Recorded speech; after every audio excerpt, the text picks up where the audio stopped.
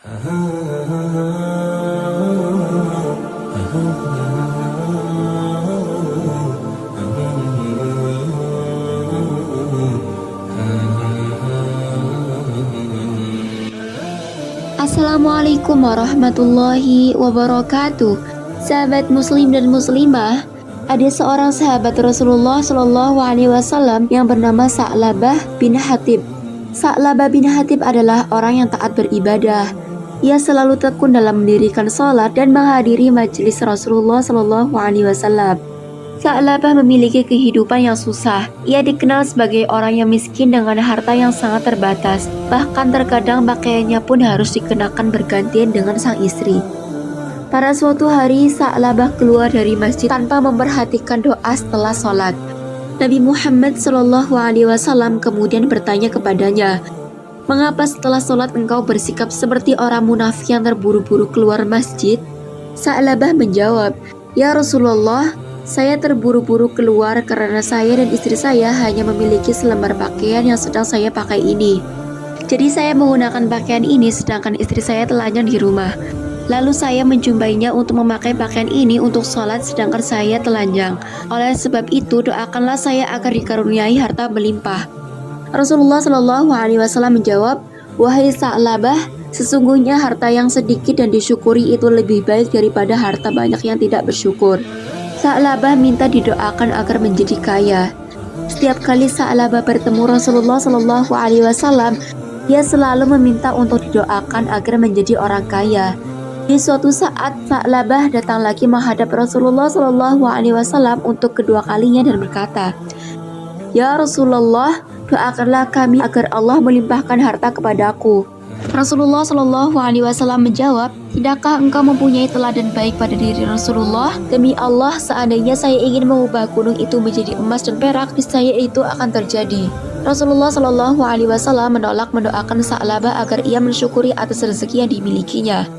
Hari berganti, Sa'labah kembali menemui Rasulullah Shallallahu Alaihi Wasallam dan berkata, "Ya Rasulullah, doakanlah kami agar dikaruniai harta melimpah. Demi Zat yang telah mengutus engkau sebagai seorang nabi, maka karuniakanlah harta kepadaku. Pasti aku akan memberikan hak-hak kepada yang berhak." Kemudian Rasulullah Shallallahu Alaihi Wasallam mendoakan Sa'labah agar diberi harta yang melimpah. Lalu beliau memberikan sepasang kambing yang pada akhirnya berkembang sangat pesat. Kambing ini diberkahi Allah Subhanahu wa Ta'ala sehingga berbeda dengan kambing-kambing lainnya. Dia pun kemudian pindah dari kota satu ke kota lainnya karena kambing-kambing yang terus berkembang biak. Sa'labah juga tinggal di desa agar memiliki cukup ruang untuk beternak kambing.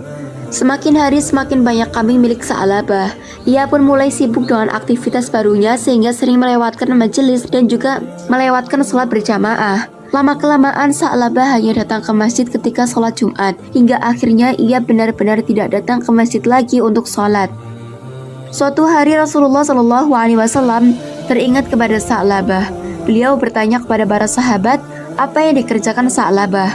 Para sahabat menjawab, dia memelihara kambing yang banyaknya memenuhi desa, ya Rasulullah. Rasulullah Shallallahu Alaihi Wasallam menjawab, celakalah Sa'labah. Kemudian Allah memerintahkan zakat. Maka Rasulullah Shallallahu Alaihi Wasallam mengutus 2 orang untuk memungut harta zakat. 2 orang itu disambut baik oleh masyarakat yang memberikan harta zakatnya. Lalu mereka sampai kepada Sa'labah untuk meminta zakatnya. Akan tetapi Sa'labah tidak bersedia memberikan zakat dan malah menghina. Sa'labah berkata, "Ini tidak lain adalah upeti. Kalian pulanglah agar saya bisa mempertimbangkan lagi." Ketika mereka berdua pulang kepada Rasulullah Shallallahu Alaihi Wasallam, sebelum mereka berdua bercerita, Rasulullah Shallallahu Alaihi Wasallam bersabda, "Celakalah Sa'labah." Kemudian Allah menurunkan wahyu yang dijelaskan dalam Al-Quran surat At-Taubah ayat 75 hingga 76, yang artinya di antara mereka ada orang yang telah berikrar kepada Allah, "Sesungguhnya jika Allah memberikan sebagian karunia-Nya kepada kami, pastilah kami akan bersedekah dan pastilah kami termasuk orang-orang yang salih." Maka setelah Allah memberikan kepada mereka sebagian dari karunia-Nya, mereka kikir dengan karunia itu dan berpaling. Dan mereka memanglah orang-orang yang selalu membelakangi kebenaran. Zakat Sa'labah yang ditolak Allah. Ketika Rasulullah Shallallahu Alaihi Wasallam membacakan firman Allah Subhanahu Wa Taala, ada seorang laki-laki kerabat Sa'labah yang mendengarkan. Lalu ia segera pulang untuk menemui Sa'labah dan berkata, "Celakalah engkau Sa'labah, sebab Allah telah menurunkan ayat yang telah mengatakan seperti ini." Mendengar itu, Sa'labah segera pergi untuk menghadap Rasulullah Shallallahu Alaihi Wasallam dengan membawakan zakatnya. Akan tetapi Rasulullah Shallallahu Alaihi Wasallam bersabda, "Sesungguhnya Allah telah melarangku untuk menerima zakatmu." Ketika itu Sa'labah menaburkan tanah ke kepalanya sebagai penyesalannya sendiri. Rasulullah Shallallahu Alaihi Wasallam bersabda, "Itu karena perbuatanmu sendiri, sebab aku telah memerintahkanmu, akan tetapi engkau tidak bersedia mematuhiku." Pada saat Rasulullah Shallallahu Alaihi Wasallam wafat, Sa'labah datang kepada Sayyidina Abu Bakar dan berkata, "Terimalah zakatku ini." Akan tetapi Sayyidina Abu Bakar tidak bersedia menerimanya dan berkata, "Rasulullah Shallallahu Alaihi Wasallam tidak bersedia menerima darimu. Bagaimana mungkin aku akan menerimanya?" Pada masa Khalifah Sayyidina Umar, Sa'labah datang untuk membawa zakat dan berkata, "Terimalah zakatku ini." Sayyidina Umar menjawab, "Beliau berdua tidak bersedia menerima darimu.